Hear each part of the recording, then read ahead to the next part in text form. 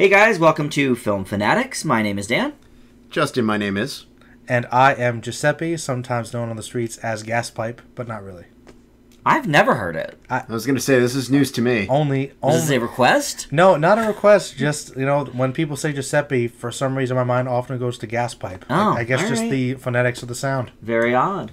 Yeah. Well, anyway, this week a pair of sequels to popular 2013 films are here. The Conjuring and Now You See Me. We've also got a new video game movie in Warcraft and the controversial romance film Me Before You. First up, though, we start with The Conjuring 2, and that's going to be with Justin. Vera Farmiga and Patrick Wilson return as Ed and Lorraine Warren, two of arguably the most famous paranormal investigators, deciding to take a break when a mysterious entity shows Lorraine a deadly premonition. A year later, a case involving Peggy Hodson, played by Frances O'Connor, and her family being terrorized by the spirit of a former resident in their home, prompts Ed and Lorraine to head out to London to lend their expertise, only to discover there might be something more sinister at work.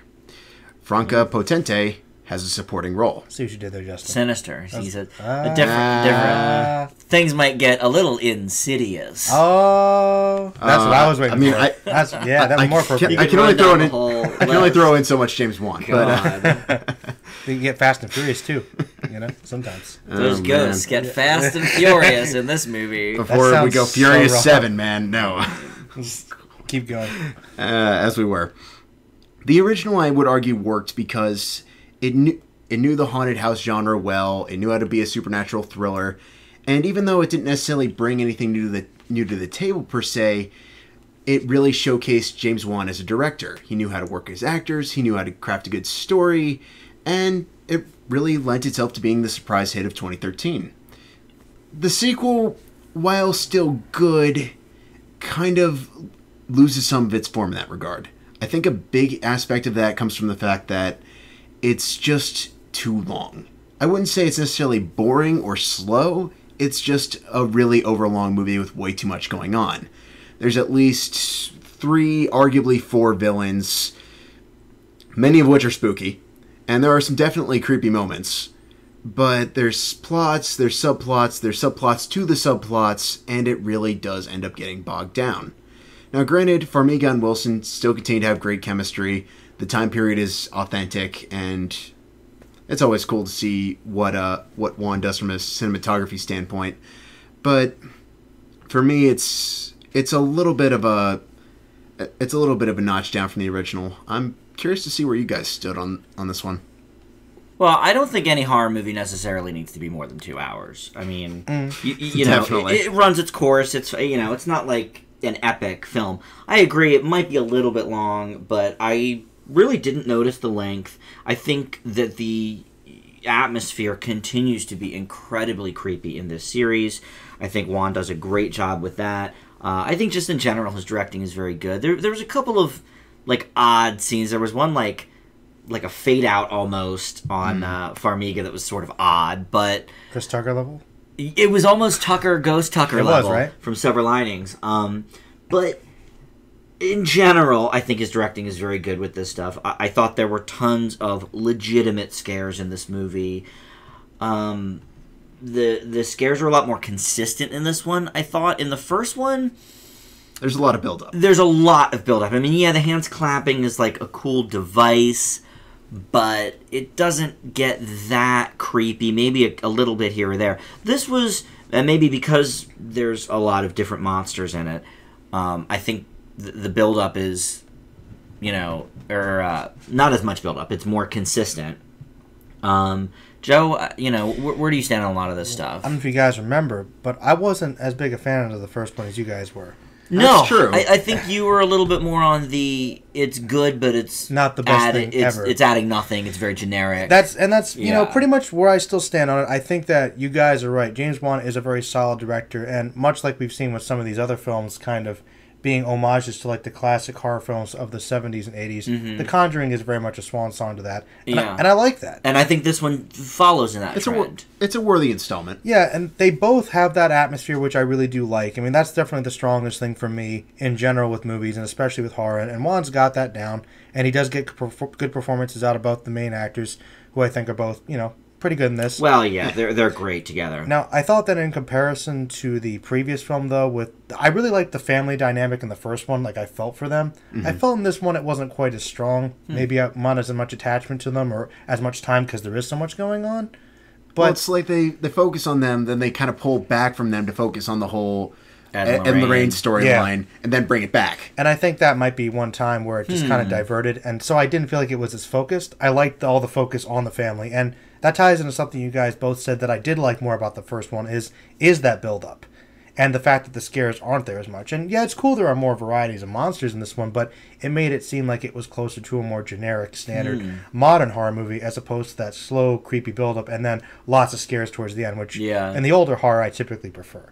So I do think this one is weaker, but it's not as much of a dip for me as it might be for some people. It's definitely not Annabelle caliber.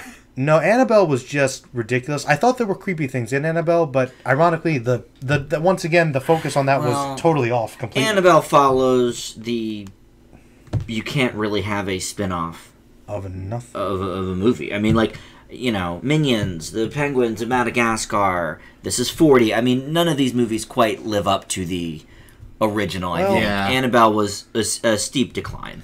I don't know if you can say that you can never do a spin-off of anything, but it's definitely tough. It's definitely rare, I would say, and probably more so in the horror genre. I mean, I can't think of too many other examples, but... yeah, not many. Right? Crossovers are more likely. Yeah, you're right. Crossovers are probably more prevalent, but...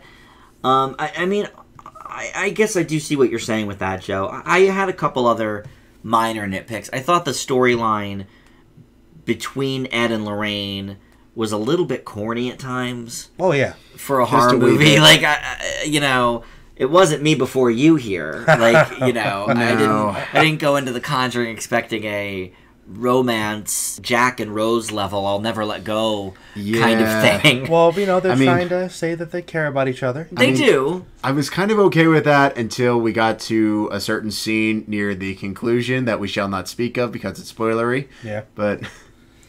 I thought the whole thing really was sort of, you know, I like to see them working together on the cases. Yeah. I don't need to necessarily see about their love for one another. I get it, you know, they're in love, but the point is the cases. I think a good comparison would be like, you know, sort of the Scully Mulder thing where, you know, they're there, there's some background there, but they're the impetus to get the story. We want to see that, you know. Yeah. Their adventures. We don't necessarily need the sappy portion. But really, most of my issues are pretty minor with this one. But, Joe, I think for the first one, you gave maybe a B. I think I bumped it up after thinking about it. It's like a B+. I still think that The Conjuring is a very good movie, but it didn't really change the game like it did for a lot of people. I just thought it was going back to form by, you know, modeling something older. Yeah, I mean, I think it changed the game by not being a found footage movie or splatterfest, a gore movie, a generic, you know, what we've been accustomed to the last say 15 years. Yeah, and it was refreshingly good, and I think it brought the way for good stuff. Yeah, but, no, that's fair. You know, more original, but in and of itself, though, you know, didn't think it was mind blowing.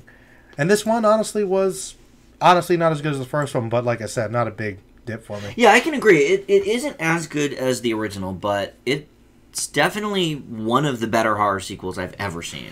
Yeah. One of the few, it's up but there. They do exist. Yeah, I mean, typically when you think of horror sequels, you think of, you know, Friday the 13th, 8, and, you know, Jason X. Jason Goes to Hell, and they have Freddy, whatever. They have their Halloween H2O. Their fun elements. They do. For better or for worse, but... I don't know if they say they're good, per se. But to be able to put it up in the level of, say, the original Nightmare on Elm Street or the original Texas Chainsaw or whatever. I don't go quite that far. You know, you couldn't do it. Yeah. And so I think to have just a minor step down is an achievement in itself. Considerably. Yeah. All right, well, Justin, what do you think grade-wise for The Conjuring 2? I'm leaving this one with a B. Joe? I'm with him, B. All right. Well, B+ for me, although I think I probably like the first one the best as well, so... I think you're right about that. Makes sense. All right, well, Joe, let's hear about Warcraft. From the world of Warcraft games. Well, I will premise this by saying that even though I guess I was said to be the person to leave this, I don't know a whole lot about it. Well, basically... Oh, this should be fun. I don't think any of us do. Not really. I mean... I certainly don't. All right, well... it's actually kind of fitting because it doesn't matter anyway. Because I really couldn't tell you the details of this movie if I wanted to put in a synopsis. I didn't even bother cheating. So basically, appreciate your honesty. No, in all honesty, and I'll get to it. But the basic idea is there's this portal that opens up, I guess, between realms, and there's a world primarily composed of orcs, who are obviously orcs. They're all about fighting. Yep. They go into another magical realm. If it's another universe or dimension, it's kind of vaguely stated. They cross over. Yep. And they're warring with the people there who are humans and dwarves, and there is a king there who's trying to kind of maintain peace, but also might consider defending and going to war. He's got a brother who is a warrior who hates magic users because magic users are disliked, but except when they aren't. And and I think no, you've got it. And that kind of summarizes my thoughts on this movie. Now, I will say this: I did like some of the visual components. I thought that the orcs looked cool, for what they were. I thought if you were going to take the cutscenes of the video game and put them on a cinematic level, you did it. It looked like a cutscene for a game. It didn't look bad. I honestly. No. Some people said that the visuals were bad. I would argue that's the only thing you could say that was significantly decent about this movie. As far as, the actual story, which is just... Okay. It's barely there. The best thing I could say is this. It's there. It's just super confusing and exactly. inside. There's definitely a story here. And I could tell that watching. Okay, I'm kind of intrigued. I'm kind of interested. Okay, let's go here. The thing of what now? The who? Let's talk to... Wait, these guys are allowed to be here, but you just kill... So, and I'm asking questions. I'm like, there's obviously a story in here, and I want to find out more, but it feels like we came in the middle of another movie. Yeah. And I'm like... Absolutely. I feel like if you're a Warcraft fan, you might love this. I just feel like it's that inside. So, on one hand, I'll give it a little bit of leeway, but if you don't know anything about Warcraft, you're going to be so lost. Really lost. So, yeah. Other than the visuals, and I guess I kind of liked the orc guy... The main guy, I liked him. I liked the dynamic of, putting aside our differences for racism is bad, standard stuff. Yeah. I'm cool with that. But in terms of what actually happened and all the lore, I'm so beyond lost. And you compare it to something classic like Lord of the Rings, you got your basic history, more history from another character, we're on our way. Yes. And you learn things as you go along. Here it's like, you just assume that you know. Well, it was very clear that this movie desperately wanted to be a Lord of the Rings type of scope. Yeah, scope-wise. And it can't be, obviously. I don't really remember any of the actors involved, but it's interesting to note that Duncan Jones of Moon fame, David Bowie's kid, directed this. Yeah. Which, for his first big budgeter... What an endeavor. Well, they might have given him something... a little more easier to work with, more palatable. I mean, poor guy. I was going to say before this, what was his probably biggest budget movie? Source Code. Oh, for sure. Yeah, I remember with Moon, he kind of scraped everything Moon together was very for that bare one. bones. But he worked well with that very defined basic story. Maybe not so much on the bigger budget. Now, I love Source Code. Yeah. And that had, I would say, a moderate budget. Yeah. But this is a supposedly summer blockbuster. Yeah. I don't really see that it was... His best choice, just that I don't know. Baby steps. I just agree with everything you said, that it's so very inside... More than any video game movie I can remember. I'm not much of a gamer, but, You get the idea. Doom wasn't a good movie, but I got what was happening. There you go. For example. Yeah. I was just bored silly with this movie. And I think a lot of that had to do with the fact that I really didn't know what was happening. Yeah. I got bits and pieces, but it was so hard to follow because I know nothing about the game. But even the characters they establish, they don't... Not very well. They throw them in there and assume that, okay, this guy has a problem with that guy. This guy wants to accomplish something with this. Yes. I never cared about either side. I didn't care who won. It's not good. I didn't think the CGI was that good, to be honest. I've seen worse, though. I've seen much worse. Well, I've seen worse. Gods of Egypt, definitely. Hey. You're going to talk about recent that's low. but, well, if we're talking recent films, that's fair. We could run down a list. Justin, what do you think? We're kind of caught over here. Well, not to quote Howie Day here, but even the best fall down sometimes. Oh. Too soon. But now, There's a lot of hate surrounding this movie, and I'll play devil's advocate. I don't think it's as bad as many of the critics have made it out to be. Honestly, visually wise, I think it's one of the best looking movies of 2016, to be honest with you. Yes, it's a lot of CGI overkill, but it's consistent and it works. The problem is the storyline doesn't really know which direction to go. Not to beat a dead horse here, but it is incredibly inside. It assumes you're very fluent with WoW, and even though we learn a little bit about these characters, it becomes a big struggle. Now, to be fair with the acting, for the most part, everyone, with the exception of one character, I thought did a passable job. I thought the acting was passable, around, but passable's not, great. It's not what you're looking for. No. It's like B-. That's a little generous. Passable is, for me, no. This wasn't B- acting. I mean, I thought that maybe it was all right. Like I said, I didn't say it was Oscar worthy. I just said it was passable. The guy that voiced the orc did fine. The one wizard guy was cool. Oh man, he was like the worst of the worst for me. But not the young guy. Okay, The old mage. Okay, good answer. I can forgive you, Joe. But like the guy that played the main king with his really, I'm sorry for a big budget. That Dominic crown. Cooper. That was bad. He was bad. He was. I don't even. He was. I thought he'd be worse, honestly. He was like stale, I guess I would say. He did seem a little bored. I'll give you a little bit with that. But maybe being a king's boring. I don't know. But no, the storyline, I think what they were trying to do, which was sort of tell a war story from both sides, was really cool. The problem is it's incredibly inconsistent. It starts out very consistent and then just sort of dawdles off later. Yeah. Which, I'll be honest, kind of bugged me, and it's nowhere near as great as they're trying to make it out to be. The beginning was actually one thing that kind of bothered me because it's sort of an interesting setup, but it kind of makes you question everything. So yes, after we start off with what happens at the beginning, you're thinking, so everything that's going to happen in this movie isn't really going to matter. Wow. So that did kind of bother me. What a pun. You said wow. All right, to be fair, we are quoting WoW, but from what I understand, this is actually based on the plot of the first game, first Warcraft. Okay. So Ish. So this is this isn't a big expanse. This is from maybe some people haven't even played the first one. I don't know. Yeah. From the 90s or whatever. So that's possible. I mean, I think it's cool. I mean, I don't know. I guess you could do worse. I mean, the gamers that are seeing it seem to be enjoying. Yeah, I've heard I have heard some positive stuff from people that are Warcraft fans. Ooh, this is cool, but if you don't, for literally anyone else on Earth, it's just not hitting. And that's the issue I think I have with it. I'm like, I don't know if I can accurately judge the movie because it's based on a very niche kind of audience. Right. Yeah. And I mean, a little context could have gone a huge way in this movie. I would have liked more than a little, to be honest. But yeah, I agree. I'm just giving credit where, I got you. Something's better than nothing, I think, is the general phrase we're looking for here. My apologies, Nick. Thank you. Pretty much. Yeah. All right. Well, Justin, what's your grade?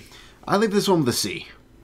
Wow, D+ for me. Yeah, it's definitely a D+ for me. I mean, it's great fan service, but boy, I think that's all it is. That's all it is, and doesn't give anything to anybody else. All right, well, up next is Now You See Me Too. 1 year after going into hiding from the FBI, the members of the Four Horsemen, played by Jesse Eisenberg, Woody Harrelson, Dave Franco, and newcomer Lizzie Kaplan, await instructions from the mysterious Eye of what their next move is, when they learn they've been tricked themselves and captured by a technology millionaire played by Daniel Radcliffe and are forced to steal an elusive tech device for him, or they'll, I think, get turned over to the FBI. Even though that's about as close to, they're already on the run from the FBI. Yeah. That's about as close to the plot as I can really figure out. So it's Fast 7. Yeah.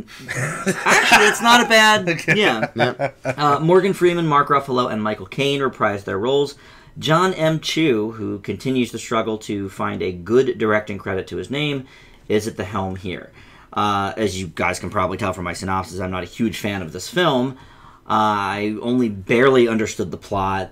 I really enjoy the first one, though, and so for me this was a big letdown. Now, I still contend that the actors have a good chemistry with each other, even replacing Isla Fisher with Kaplan as the fourth. She kind of fits right in with them.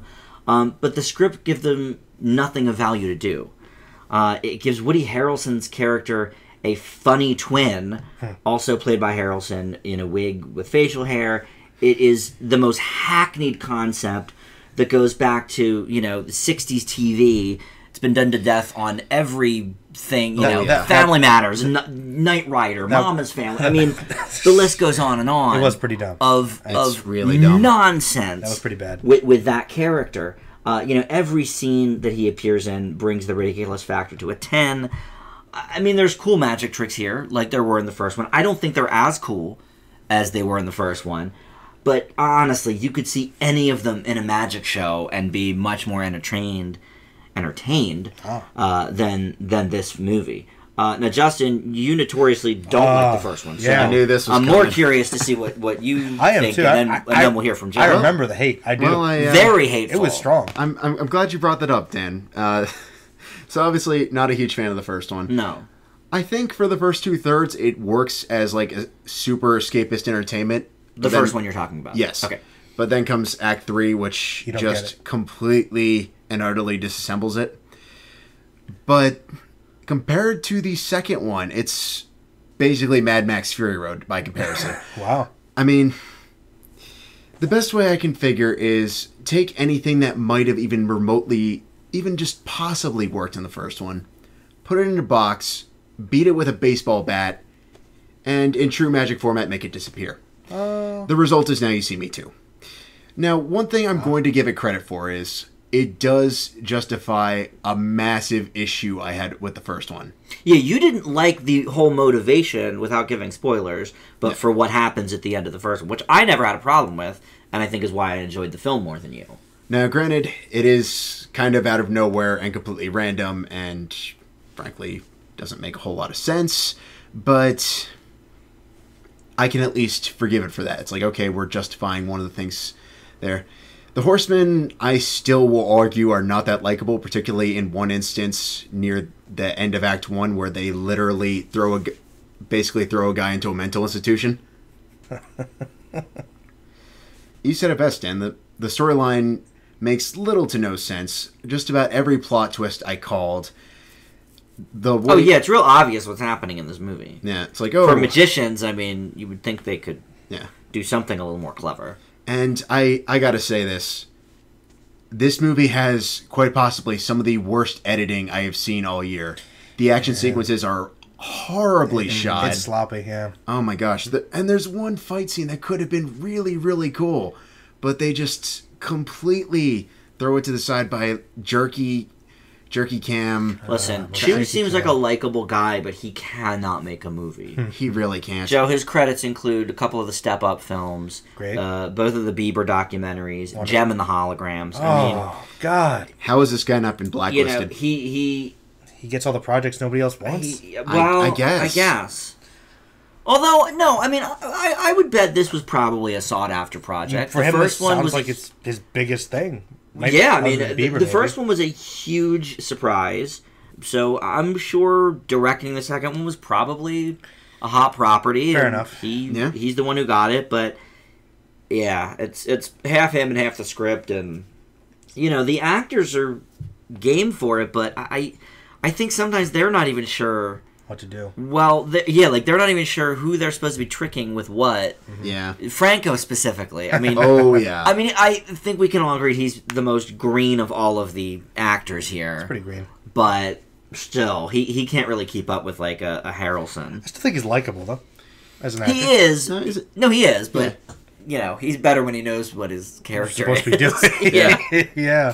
What do you think, Joe? Well, I enjoyed the first one for what it was. I thought it was pretty fun for the most part. Though I will say, though, I do agree with Justin that these characters have always kind of danced on that line with likable to me. Like they're enjoyable to watch, but I don't know if I really cared if they got in jail or not by the end. I mean, that they almost kind of deserve it. But it's like there's always that worse evil out there, and it's just kind of that comparison. But I found my interest kind of waxing and waning throughout this movie, and I think a lot of it had to do with just a lot of the editing issues and just the fact that the plot has so much going on. I think that with this, you kind of need to focus on one particular thing and just use it as an emphasis for the special effects. Which, I just came to see the magic trips. Yeah. I came to see... As do most people. And I came to see the actors who I think are pretty good for the most part. That combination elevates it, but this movie, once again, also suffers from that problem of too many villains. Mm-hmm. You think one would have been enough, but they gotta cram some old ones in there. Well, here's with older things, it's like, come on. They have one villain, and they decide like about 2/3 of the way into the movie, he's clearly not holding his own. So we'll give you someone else who's probably going to finish the job. And you know who it is. I mean, like, it's obvious, but there's some old callbacks. But they treat it like it's a plot twist, and it's just not. You know it's coming, and once again, you guys said it. It's so you could predict it so easily. Mm-hmm. Oh, what are they going to do this time? Ah, there he is. Well, the third one's already been greenlit, unfortunately. So great.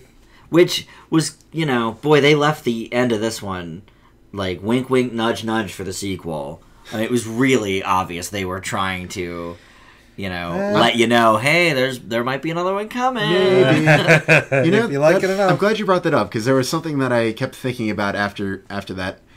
Shortly after they announced they were going to make a second one, I remember Joe saying, like, why is this happening? Yeah, it doesn't. I didn't think it needed a sequel. Yeah. I'll never forget my answer, and it was simply this. Because I feel like most mainstream audiences are scared of up for interpretation endings. The first one ends on a quasi-ambiguous note, but I could, with the exception of the actual motivation, accept it. I don't think you're really totally wrong, but I think there's also another much simpler answer, is that in the simple lack of originality, everything has to be a franchise. It was a surprise hit. Everything. And if you have the same cast returning, that's going to make more money than, an original... thing you've never heard of. I'm glad you brought it up, because I do remember thinking, even though I did like the first movie, I thought this really doesn't demand any kind of sequel. It really doesn't. It does. Well, I felt the same about Red. Red was an okay movie. But I mean... I agree. We need to make this franchise about Red? I don't think so. Comic books, it's kind of a series. There's more leeway with that. A little more. I liked Red too, it's cool. Early Film Fanatics, I remember. Yes, one of the first episodes we did was Red too. Yeah. One of the hot topics. Yeah. Wow. All right, well, let's wrap up Now You See Me. Justin? D. Pretty average for me. It's a C. All right, D+ on my end. Justin, let's hear about Me Before You. After getting laid off from her cafe job, Louise, played by Emilia Clarke, finds herself desperate for work. When she discovers a job opening, being the caretaker of Will Traynor, played by Sam Claflin, a bitter, paralyzed ex-banker, the two slowly start to bond as Will prepares to make a life-changing decision. Jenna Coleman, of Doctor Who fame, has a supporting role. Now, there's been a bit of a reoccurring joke between Joe and I about this Game of Thrones curse, as I like to call it. Whatever do you mean, Mr. Justin? By which I'm referring to anybody from the Game of Thrones cast, be it Natalie Dormer, Kit Harington, the gentleman who plays Jaime Lannister, whose name is escaping me. Hey, Dinklage was great in Pixels, everybody. Oh, yes. And the boss. And and Peter Dinklage. Thank you, Dinklage is always good in all the movies he's in. Yeah. But showing up in recent movies and just failing miserably. Most of them do. The exception to that rule is probably Kit Harington for How to Train Your Dragon 2, but does they count? No. Hey, animated movies count. But he's not like one of the stars. Hey, nobody came to see the movie for Kit Harington. Still in it. To be fair, I didn't know it was Kit Harington until we got to I was going to say, I never knew until 30 seconds ago. So no one came to see that movie for Kit Harington. I don't know. But I think the biggest issue with this is the fact that director Thea Sharrock has quite the theater background, but doesn't seem to know how to make these scenes gel.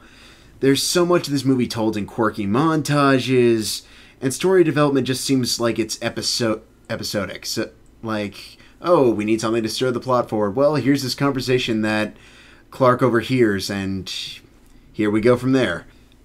Where I will give it a little bit of credit is Clark and Claflin do actually have a lot of chemistry, and it does actually make up for some of the cheesier scenes. But then comes the controversy that I'll probably let Dan take the bulk of, where I don't... It's one of those weird situations where they can go for a more, shall we say, more optimistic ending and be super cheesy, or try and do something that implies a much darker implication. And I would say the way they go about it kind of contradicts their overall statement of living life to the fullest, going out and trying new things. And I just ended up feeling kind of awkward about it. I don't know where you guys stood. Dan? Well, basically, with the controversy, and listeners, I can't really talk about the controversy without giving spoilers, so if you don't want spoilers, this is the last review of the show. Thank you for listening. But essentially, the controversy is that people of a handicapped nature are sort of up in arms because the choice that Clay Flynn's character makes at the end is to kill himself rather than live a life of pain and anguish in the wheelchair as a quadriplegic. Now, first of all, this is the way the book ends. So let's protest the book first. Adaptation. Yes. There you go. Yeah. Now, granted, it was from the same. It was from the author of the book. She wrote the screenplay. There you go. So okay, fine. She wanted to keep her vision, which to me made sense. It was a choice that this character makes, and that happens. I mean, I don't think this film is making a statement of, you know, everybody that's disabled needs to do this. This is the way to go. I mean, I sort of look at it like an individual decision. Well, like an abortion movie. Yeah. Like look at Grandma. Well, you didn't see Grandma. Justin, look at Grandma. Obvious Child. Or Obvious Child, you know, as opposed to Juno. Yeah. You know, where she decides to keep the baby. And, you know, it could go both ways. It could go both ways. It's a fictional character and a representation of a scenario. Just like really any scenario. The people of the town could choose to rob the bank, or they could not rob the bank. It doesn't mean you should rob a bank. But people may if they're pushed into it or something. You know, like, so I feel like the protests, which in a very small forum I had to deal with firsthand, it is a little bit ridiculous, to be honest. It's a choice that this character made. It does not represent all people in this state, and I don't think it's meant to be completely honest. Yeah. You know? I could agree with that. I didn't think that it was making some bold statement that this is what you have to do. Right. And I could see people in that situation maybe getting upset, you know, but audiences are going to react depending on that. But I do agree the character made that decision. Do I agree with it?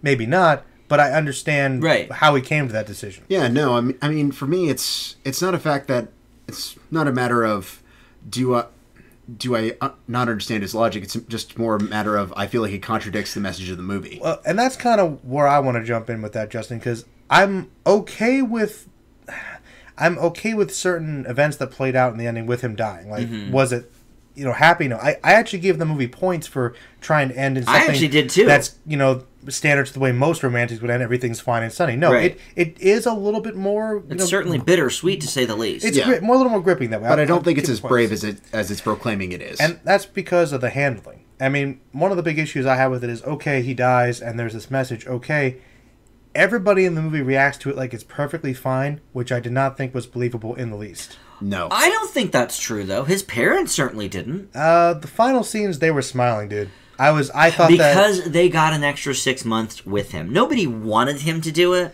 but he went into it going like, hey, I want to do it now, but I'll give you guys 6 more months of my sunny disposition, and then I'm still doing it. And that's fine. I think they were all at peace with it because they had that time. All right, fine. I'll give you that. For her to be completely at peace with the end, though, I don't completely. She almost wasn't, though. Almost. Took her a while to get there. And a little bit. There probably could have been more time. Well, she didn't have that much time, really, but comparatively, she kind of had to make a move. But, you know, the way they ended there with that kind of upbeat message, I'll be honest, I didn't totally buy it.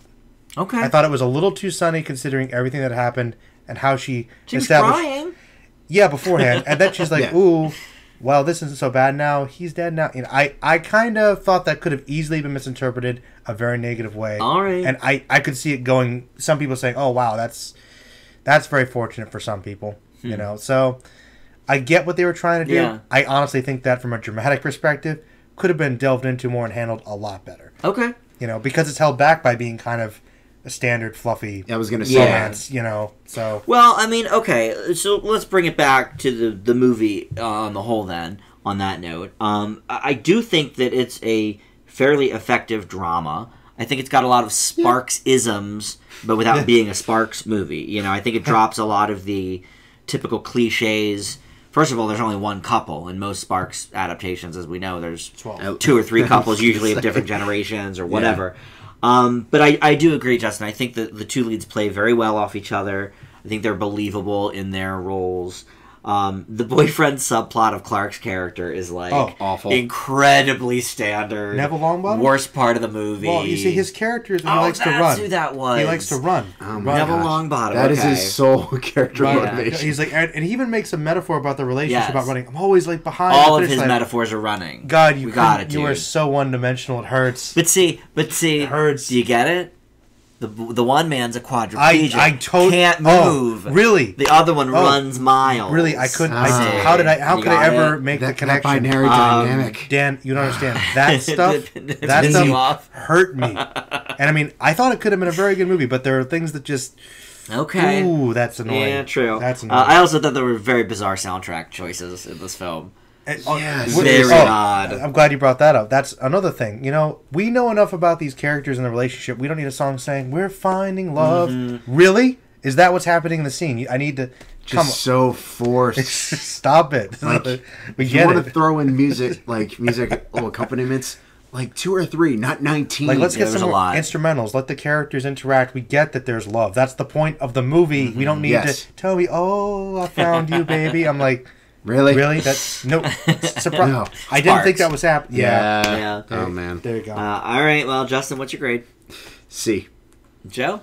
B-. All right. It's actually a B- for me as well. I will admit I went into this review with a B, and you guys did make some good points, so I'll bump it down a little bit for that. But Daenerys Targaryen thought it was all right. She tried. She did. She did. She tried. It's better than Kit Harington in what was it, Pompeii? He was asleep in that one. Well, we all were. See, in that wish I was. Jon Snow truly knows nothing when he deals with volcanoes. True. All right. Well, that's going to do it for the show this week. Thanks so much for listening, guys. You can check us out on the Facebook group Film Fanatics with an exclamation point. Subscribe to our YouTube channel or hit us up on Twitter at Film Fanatics Pod. We'll see you back here next time.